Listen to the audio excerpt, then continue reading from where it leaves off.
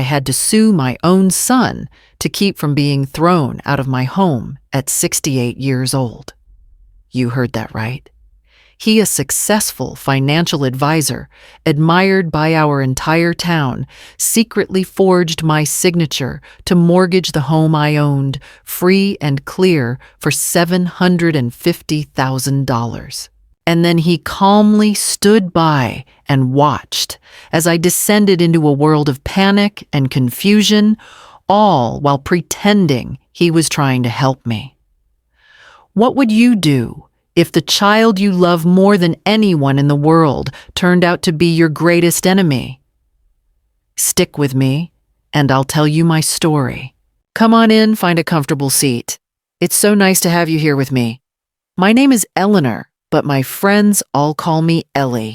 I'm 68 years old, and for 45 of those years, I've lived right here in this house on Chestnut Avenue, here in the quiet little town of Maple Creek.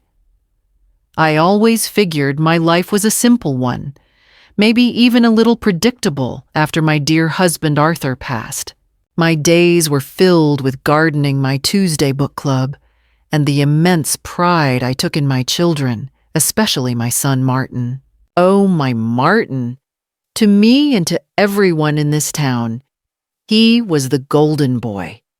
He was the one who made it big, a successful financial advisor with a sharp suit and a smile that could charm anyone. But he never got too big for his old mom. Just last fall, when I had a leak in the roof, I called a handyman and got a quote that nearly made me faint.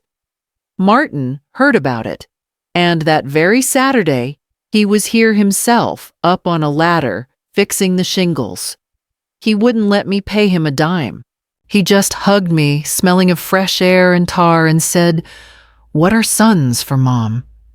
He was my rock, the man of the family now. He was the one I knew I could always count on. It's funny, isn't it? How the very foundation of your life can crack on the most ordinary of days. It started on a Tuesday morning in May.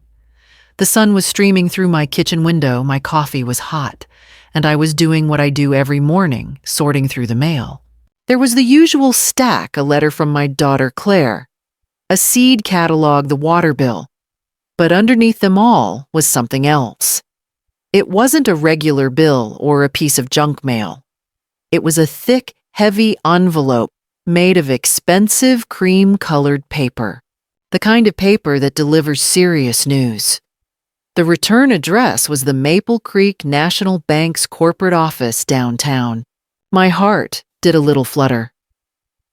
Now, Arthur and I had paid off this house a decade ago. We even had a little mortgage-burning party in the backyard. So I told myself, "Ellie, it's just a promotional offer." But my hands felt cold as I picked up the silver letter opener from the desk. The paper inside was just as heavy, and it was covered in small, dense print. My eyes scanned the page, trying to make sense of the legal jargon. And then I saw them. 2 words in stark, bold, capital letters that didn't belong in my life. My mind just refused to process it. Foreclosure. That was a word for other people for sad stories you heard on the evening news. It wasn't a word for my house. For Arthur's house. I thought it had to be a mistake, a cruel, terrible typo. I kept reading, my breath catching in my throat, and that's when I saw the number. $750,000. The room started to spin. The letter claimed that a mortgage loan had been taken out in my name on my property 6 months ago. It said 3 payments had been missed. It said if the debt wasn't settled, the bank would seize my home. The coffee cup slipped from my fingers and shattered on the floor, but I barely heard it. My hands were shaking so badly it took me 3 tries to dial the number for the bank printed at the bottom of the page. When a woman finally answered, I could barely get the words out. I explained who I was, that there had been a terrible mistake. She put me on hold for what felt like an eternity. When she came back on the line, her voice was cool and professional.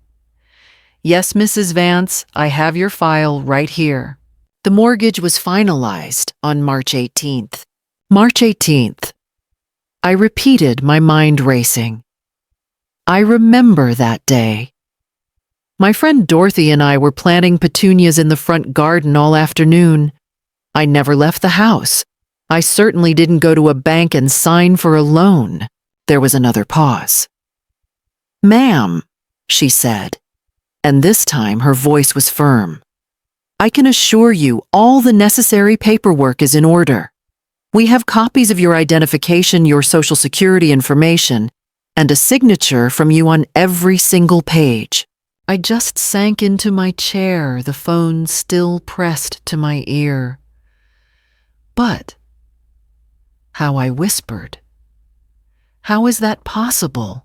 "I'm sorry, Mrs. Vance," she said, though she didn't sound sorry at all. "But this loan is your legal responsibility." I hung up the phone. The silence in my kitchen was deafening. My whole body felt numb. Who could do this? Who could have access to all my most private information? My signature, the deed to my home. My mind was a whirlwind of impossibilities. A stranger. Some sophisticated scammer from overseas. The answer was a dark, terrifying shape forming in the back of my mind, a shape so monstrous I refused to even look at it. It couldn't be. It was impossible. Not my Martin, not my perfect son. I must have sat there in my kitchen for an hour, maybe more, that terrible thought circling in my mind like a vulture. "No," I told myself, rocking back and forth in my chair. "It's a mistake, a horrible, vicious mistake, but a mistake nonetheless. Martin will know what to do. Martin will fix this." My son was the smart one, the one who understood the world of finance and contracts. I was just his mother. Of course he would know what to do. Clinging to that thought like a lifeline, I picked up the phone and with a trembling hand, I called him. He answered on the third ring, his voice sounding so normal, so strong and cheerful. "Hey, Mom, everything okay?" I couldn't hold it back. The words came tumbling out in a panicked rush. "Martin, honey, I need you. Something awful has happened. The bank, they sent a letter, a foreclosure notice, Martin, for the house." There was a pause on the other end of the line, just long enough for my heart to hammer against my ribs. Then he spoke, his voice dropping into a calm, commanding tone that instantly made me feel like a hysterical child. "Whoa, Mom, slow down. Just take a deep breath. You're probably just panicking. Tell me exactly what the letter says." As I read the horrifying details to him, he'd make little sounds. "Uh-huh. Okay. I see." He let me finish, and then he said with absolute certainty, "Okay, I know exactly what this is. It's one of those new sophisticated scams. They target seniors, especially widows who own their homes. They create these official-looking fake documents to scare you into giving them your bank information. It's disgusting what these people will do." "A scam," I whispered, wanting so desperately to believe him. "But..." I called the bank, Martin. The woman had my file. She knew the amount, the date. "Of course she did, Mom," he interrupted smoothly. "That's part of the scam. The phone number on the letter connects you to them, not the real bank. They're professionals. Listen to me." His voice was firm now, leaving no room for argument. "I'm leaving the office right now. I'll be there in 20 minutes. Don't call anyone else. Don't do anything. Just sit tight." Your son is coming to take care of everything." The relief that washed over me was so powerful, it almost made my knees buckle. Of course, it was a scam. It made so much more sense than the other unthinkable alternative. My Martin, my brilliant, capable son, was on his way to protect me. 20 minutes later, his shiny black car pulled into my driveway. The moment I opened the door, he wrapped me in a tight hug. He looked so handsome and concerned in his expensive suit. "It's okay, Mom," he said, patting my back. "I'm here now. Let me see the letter." He spread the document out on my kitchen table, studying it with a deep, serious frown. He paced the floor for a moment, rubbing his chin like he was solving a complex puzzle. Just as I thought, he said finally, with an air of authority, "The letterhead is off. The font is wrong. It's a very good forgery, but it's a forgery nonetheless." He looked at me, his eyes full of what I thought was protective anger. The people who do this are scum, preying on the elderly. It makes me sick. He folded the letter neatly and tucked it into his leather briefcase. "Okay, here's what we do now," he said, all business. "I'm taking this with me. I have a friend who's an expert in financial fraud. I'll have him look at it. We are not to call that number again, and we are not going to the police and getting you tangled up in a bunch of paperwork and stress. I will handle this, Mom. Quietly and professionally. I need you to trust me on this." "Of course, honey," I said, my voice thick with gratitude. "Of course I trust you." "Good," he said, giving me another quick, reassuring hug. "Now I want you to forget this ever happened. It's handled." As he was leaving, he paused at the door. "And Mom, if you get any more letters or calls, you don't answer. You don't say a word. You call me immediately. Promise." I promised. I watched his car pull away down Chestnut Avenue and finally took a deep, steadying breath. I felt safe again. My hero had come and slayed the dragon. But later that night, as I lay in the darkness unable to sleep, one little detail kept nagging at me like a pebble in my shoe. The woman from the bank. She hadn't just read from a script. She'd put me on hold to pull up a file that she said was under my name. How could a scammer have a file on me waiting at the real Maple Creek National Bank? For the next few days, I tried my best to do what Martin said. I tried to forget. I worked in my garden until my back ached. I went to my Tuesday book club and pretended to care about the novel we were reading. I tried to convince myself that the world was still the same safe, predictable place it had been just a week ago. But that one little question wouldn't leave me alone, circling in my thoughts late at night. How did the scammer have a file on me at the real Maple Creek National Bank? It was a crack in the story Martin had built, and I couldn't stop myself from worrying at it. I gave him 3 days before I called again. "Oh, hey, Mom," he said, and I could hear the sound of him typing on a computer in the background. His voice was rushed, distracted. "Yeah, about that letter. My guy is looking into it. These things are complicated, you know, they take time. I'm just about to step into a big meeting. I'll call you when I have news. Gotta run." And he hung up before I could ask another question. I waited until Friday, my anxiety growing with each passing hour. This time when I called, I didn't even have to ask. The moment he heard my voice, he sighed a sound heavy with irritation. "Mom, I told you it's being handled. You really need to stop worrying about this. It's not good for your blood pressure. It wasn't the voice of a son protecting his mother. It was the voice of a man who wanted a problem to go away. And that was when I knew. It was a certainty that settled deep in my bones. He wasn't protecting me. He was managing me. The thought was so ugly, so painful, but it was there and I couldn't ignore it any longer. That night, long after the house had grown dark and silent, I knew I wouldn't be able to sleep until I found the truth for myself.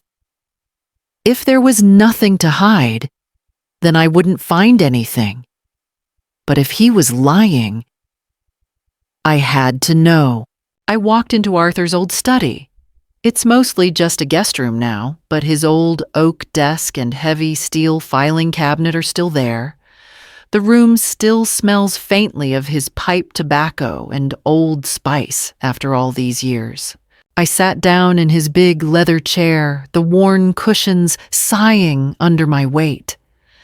I closed my eyes and prayed for just an ounce of his strength, his steady, unshakable common sense.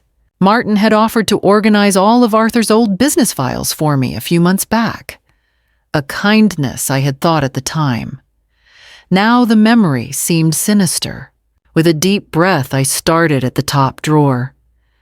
I went through folder after folder of old insurance policies, car titles and mortgage statements from 30 years ago. A lifetime of careful, honest planning. In one folder, tucked between old bank statements, I found a black and white photo of Arthur and me on our honeymoon, standing on a beach so young and full of dreams.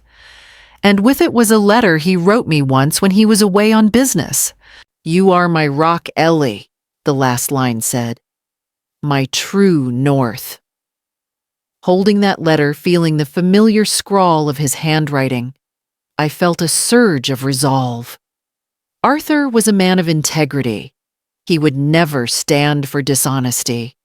He would demand the truth. Fueled by his memory, I went to the bottom drawer, the one marked archived. He had told me it was just old tax documents, nothing I needed to worry about. I pulled it open, the metal, groaning in the silent house. My eyes scanned the rows of old faded folders, and there it was. At the very back, tucked away behind a file from 1985, was a single crisp new manila folder that did not belong. My heart was a cold, heavy stone in my chest. I knew even before I opened it what I was going to find. I lifted it out. It felt heavy, important. I carried it to the desk, turned on the little green lamp, and with trembling fingers, I slid the papers out. It was all there. A complete, pristine copy of the loan application to the Maple Creek National Bank. Page after page of my most private financial details. And on the final page, a copy of the final agreement stamped and dated. I stared at the signature line, the place where my name, Eleanor Vance, had been written. It was a good forgery. To a stranger, it might have passed. But I knew the familiar loop of my E, the slight flourish on my V. This wasn't my signature. This was a lie written in ink. All of Martin's reassurances, his calm, confident voice, his concerned hugs. It was all a performance, a calculated, cruel performance to cover up the most devastating betrayal imaginable. The grief I felt in that moment was immense, like a death in the family. And in a way, it was. The son I thought I knew, the perfect, loving son I was so proud of, had died right there in that quiet, dusty room. But underneath the grief, something else was stirring. A cold, hard anger. He hadn't just stolen my money. He had tried to steal my mind, my sanity. He had looked me in the eye and treated me like a fool. And I am many things. I am a widow, a mother, a gardener. But I am no one's fool. I carefully placed the documents back in the folder.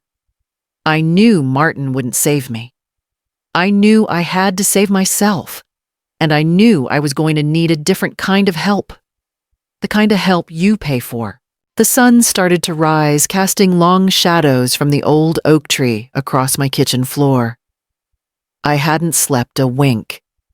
I had just sat there in Arthur's desk chair, that folder full of lies open in front of me, and watched the night turn into day. The grief was still there, a heavy, constant ache in my chest, but the anger was a clean, hot fire. It was burning away all the fear and all the confusion he had tried to plant in my mind. I finally knew the truth, and I knew what I had to do. I went to the hall closet and pulled out the thick, heavy phone book, the kind nobody much uses anymore. My fingers stained with a little bit of ink from the newspaper traced down the columns of lawyers. I skipped right past the big flashy ads for the powerful downtown law firms with their slick slogans. I wasn't looking for a shark. I was looking for a protector. And then I found it again, the small, simple ad tucked in the corner of the page. Evelyn Reed, attorney at law, specializing in elder law and financial protection. That last word, protection, was the one I held on to. Picking up the phone to dial her number was one of the hardest things I've ever done. My hand was shaking so badly I misdialed twice. Every instinct I had as a mother was screaming at me to stop, to handle this quietly, to protect my son from himself. It felt like a betrayal. But then I looked at the forged signature on the papers in front of me, and I knew the betrayal had already happened long before this phone call. I was just the one who finally had to face it. Her office was on the second floor above the Old Town bookshop, a quiet, sunlit room filled with books and healthy-looking plants. It didn't feel cold or intimidating like I had feared. And Ms. Reed herself. She wasn't some fast-talking lawyer in a power suit. She was a woman about my age with intelligent, compassionate eyes and hair the color of steel. She wore a simple blue dress and she had a warm cup of tea waiting for me before I even had to ask. She pointed to a comfortable chair across from her desk and said, "Eleanor, thank you for coming in. Please tell me everything right from the beginning."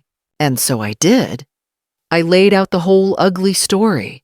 The letter, the condescending phone call with Martin, his elaborate performance in my kitchen pretending it was all a scam, and finally the story of my sleepless night and the folder I had found in the dead of night. I didn't cry this time. My voice was low and steady. When I was done, I pushed the folder across her polished desk. She spent a long time looking through the papers, her expression unreadable. She studied the loan agreement. She compared the forged signature to the one on my driver's license. Finally, after what felt like an hour, she closed the folder, folded her hands on top of it, and looked me straight in the eye. "Eleanor," she said, and her voice was full of a quiet strength that felt like a lifeline. "First, I want you to know that I believe you 100%. Second, what your son has done is not just a betrayal. It is a serious crime. And third," she leaned forward slightly, "you are much, much stronger than you think you are." Oh, to hear those words, to finally be seen, to be believed. It was like I could finally breathe again. She spent the next hour explaining everything to me. The legal terms were confusing, but the meaning was painfully clear. She said we had an excellent case, but it would be a brutal, heartbreaking fight. Suing a stranger is just business, Eleanor. She warned me, her eyes full of kindness, but also honesty. Suing your own son That's a war. A war that leaves scars on everyone, even the winner. He will fight you. He will try to make you look incompetent, confused, perhaps even senile to save himself. Are you prepared for that? I sat there and thought of his face when he called me silly. I thought of him hugging me in my own kitchen while he was actively trying to steal my home from under my feet. I thought of Arthur and the honest, hard-working life we had built together, brick by brick. The scars were already there. They had been carved into my heart the moment I saw that forged signature. The only question left was whether I would let them destroy me, or whether I would be the one to decide how this story ends. I looked across the desk at Evelyn Reed, this stranger who had shown me more dignity in 1 hour than my own son had in years, and I felt a surge of absolute certainty. Yes, I said, my voice clear and strong, I am prepared. File the lawsuit. A quiet, respectful nod was her only reply. She knew what that decision had cost me. As I walked out of her office and back into the bright afternoon sunlight, I felt lighter. I had an ally. The war had just begun, but for the first time, I wasn't fighting it alone. I had no idea that the first battle would be a silent one, a war of whispers and waiting before the final public explosion that would change everything. After I left Ms. Reed's office, a strange and heavy quiet settled over my life. It wasn't the peaceful quiet I was used to, the kind filled with birdsong and the gentle hum of the refrigerator. This was a loaded silence, thick with unspoken accusations and the weight of what was to come. I knew from my lawyer that the official lawsuit papers had been delivered by a courier to Martin's gleaming downtown office. A part of me, the foolish, hopeful mother that still lived deep inside, expected the phone to ring. I waited, thinking I would hear his voice, maybe not apologetic, but at least something. An explanation, an excuse, anything. But the phone didn't ring. The silence just stretched on day after agonizing day. The call finally came a week later, but it wasn't from him. It was from Claire. I saw her name on the caller ID, and my heart leaped with a desperate hope that she was calling to help to mediate. I was so wrong. Her voice was sharp, like broken glass. "Mom? I just got off the phone with Martin," she said. There was no hello, no, "How are you?" "I cannot believe what you are doing." Suing your own son. What on earth has gotten into you? He told me everything. He said it was all a simple misunderstanding about some bank paperwork he was helping you with, and now you're trying to ruin his life over it. The words hit me like a physical slap. He had gotten to her first. Of course he had. He had twisted the story, painted himself as the victim, and me as the confused, vindictive old woman. "Claire, honey, that's not what happened." I started, my voice trembling. He took out a loan, he forged my name. "Oh, Mom, listen to yourself." She cut me off, her voice dripping with disappointment. "Martin said you've been forgetful lately. He was trying to protect you, and you've turned on him. He is your brother. He is my brother. Family is supposed to support each other, not tear each other down like this in public." And then she hung up. I stood there in my silent kitchen, the dial tone buzzing in my ear. That was it. I had been judged and sentenced by both of my children. I truly felt like I was all alone in the world. I sank into a chair, and I finally let myself cry. Not just for the house, but for the family. I thought I had the family that had just vanished in a puff of lies. Later that afternoon, I called Dorothy. She was over in 10 minutes with a warm coffee cake in her hands and a spine made of pure steel. I told her everything about the lawsuit, about Claire's phone call. She listened, her lips getting thinner and thinner with every word I spoke. "That boy," she said, finally shaking her head as she poured me a cup of tea. "He always could twist a story to make himself look like an angel. Don't you let them get to you for 1 second, Ellie. You are doing the right thing. It's the hardest thing in the world, I know, but it is the right thing." Just hearing her say it, just having one person in my corner, felt like a miracle. We were sitting there drinking our tea when Dorothy was flipping through the pages of the Maple Creek Sentinel. Suddenly, she just gasped. A sharp, loud gasp. "Oh, you have got to be kidding me," she muttered. She folded the paper over and pushed it across the table, and there it was. A big, smiling, professionally taken picture of my son, Martin Vance. The headline above it read, "Chamber of Commerce honors Martin Vance as Businessman of the Year for his integrity and community leadership." Integrity. The word seemed to mock me from the page. The hypocrisy of it, the sheer, breathtaking arrogance was so staggering, it made me dizzy. He was going to stand up on a stage in front of the whole town and accept an award for his honesty, while he was actively, criminally trying to steal his own mother's home. In that instant, all my sadness, all my fear burned away. All that was left was a cold, hard resolve. I stood up from the table and walked to the phone. "Dorothy," I said, my voice steady for the first time in weeks. "Pour us another cup of tea. I need to make a call to my lawyer." When Ms. Reed answered, there was no hesitation in my voice. "Evelyn," I said, "Martin has been ignoring our legal notices. I think it's time we served him with the next set of papers in a way he simply cannot ignore. Have you heard about the Chamber of Commerce banquet on Saturday night?" There was a long pause on the other end of the line. I could almost hear the wheels turning in her sharp legal mind. Then she said, her voice tinged with something that sounded like admiration, "Eleanor, that is a bold, brilliant, and frankly terrifying idea. I love it. Let's make a plan."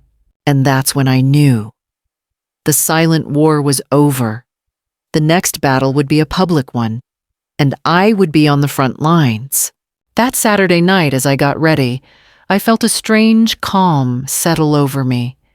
It felt like I was putting on armor for a battle I never wanted to fight, but knew I had to win. I chose my Sunday best. A simple navy blue dress that Arthur always said brought out the color in my eyes. I looked at the woman in the mirror, a little older. Yes, a little more tired, absolutely. But her eyes had a fire in them that I hadn't seen in a very long time. This wasn't about revenge. It was about truth. I took a taxi to the Maple Creek Country Club. The parking lot was filled with shiny, expensive cars, the kind I only ever see on television.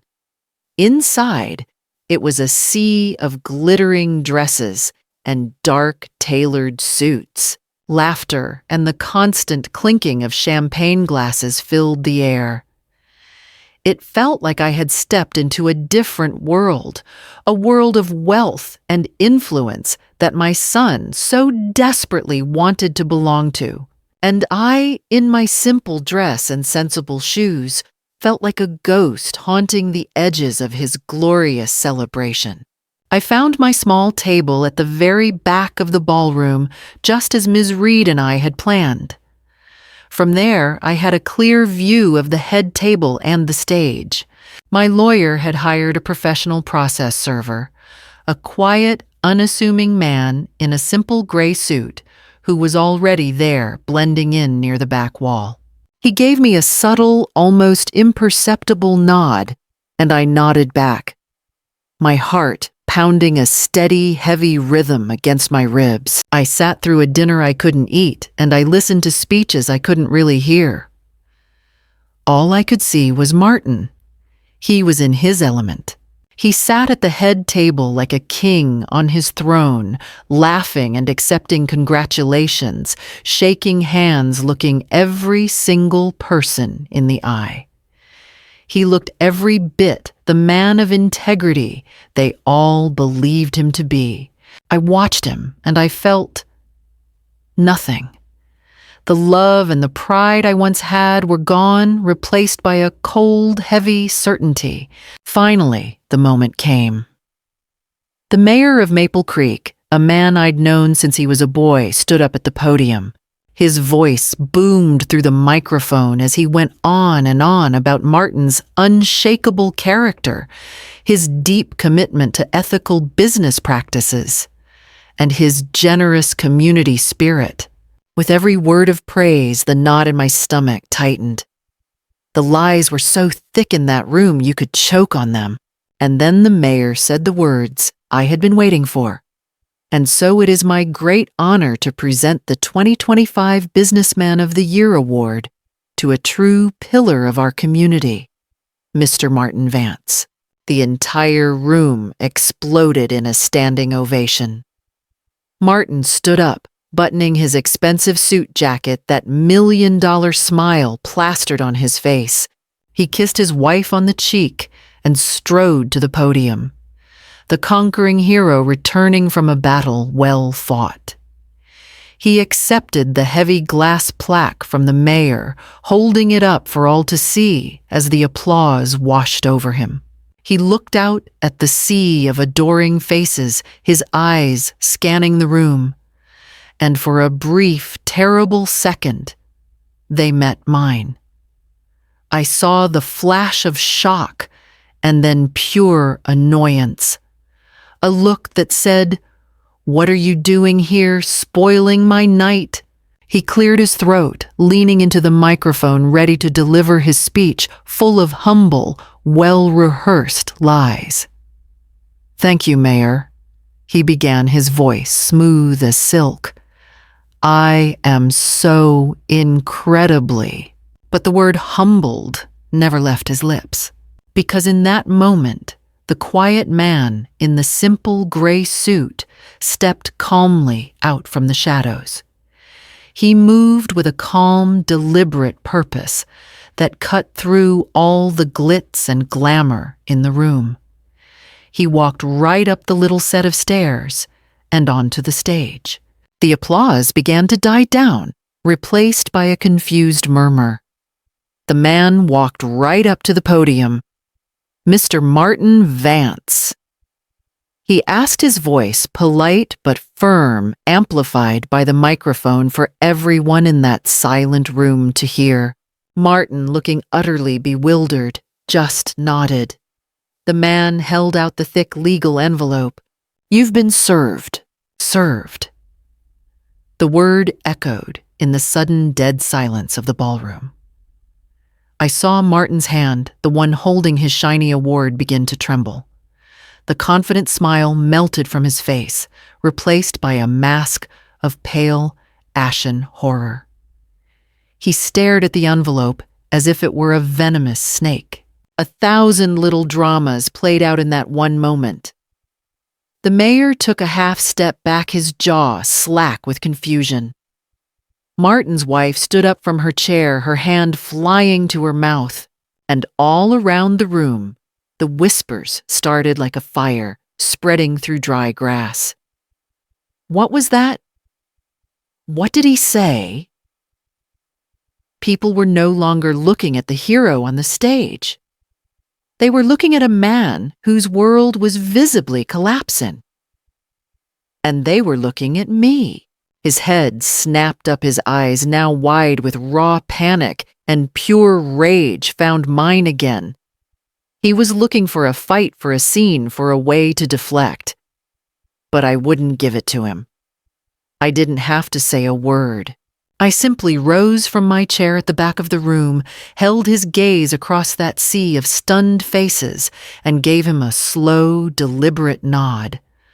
A nod that said everything. It said, yes, it was me. And this is what the truth looks like. Then without another glance, I turned and walked out of that silent, stunned ballroom. I didn't hurry. I walked with the steady calm of a woman who had just reclaimed her own soul. I left the whispers and the chaos and the shattered pieces of my son's perfect life behind me. I had faced the dragon and won. But I knew as I stepped out into the cool, dark night that the war wasn't over. The fallout was yet to come. The morning after that fateful banquet, my telephone did not stop ringing. But it wasn't my children. It was my friend Dorothy calling to check in. It was ladies from my book club offering to bring over a casserole. The story, it seemed, was all over Maple Creek. Martin's picture was in the newspaper again, but this time the headline was very, very different. His business, the one built on a pillar of supposed integrity, imploded within a week. The clients, the investors, the so-called friends. They all vanished like mist in the morning sun. The man of the year had become the town pariah overnight. 3 days later, there was a quiet knock on my front door. I opened it to find my daughter Claire standing on the porch. Her eyes were red and swollen, and she looked like she hadn't slept in days. She didn't say a word at first. She just stepped inside and wrapped her arms around me, holding on so tightly.